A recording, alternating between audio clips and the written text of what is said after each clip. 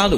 అసలు నందీశ్వరుని యొక్క అనుమతి లేకుండా శివాలయంలో శివదర్శనం చేశారనుకోండి, దాన్ని శంకరుడు అంగీకరించాడు. ఎందుచేత అంటే శివదర్శనాన్ని ఇవ్వడానికి మొట్టమొదట ఎవరు అనుగ్రహించాలి అంటే నందీశ్వరుడు అనుగ్రహించాలి. ఎక్కడి నుంచి వచ్చింది నందికా శక్తి శివపరివారంలో అంటే శిలాదుడు అని ఒక మహర్షి, ఆయన మహానుభావుడు.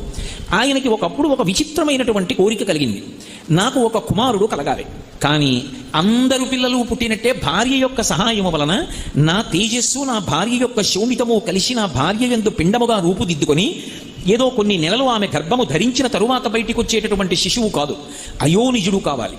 స్త్రీ గర్భము నుండి బయటికి రానివాడయ్యి ఉండాలి, అయోనిజుడు కావాలి. 2, ఆ పిల్లవాడికి మరణం ఉండకూడదు, ఇక పిల్లవాడు శరీరం అన్నది విడిచిపెట్టకూడదు. 3, వాడు పరమశివుడితో సమానమైనటువంటి స్థాయిని పొంది ఉండాలి అనుగ్రహంలో.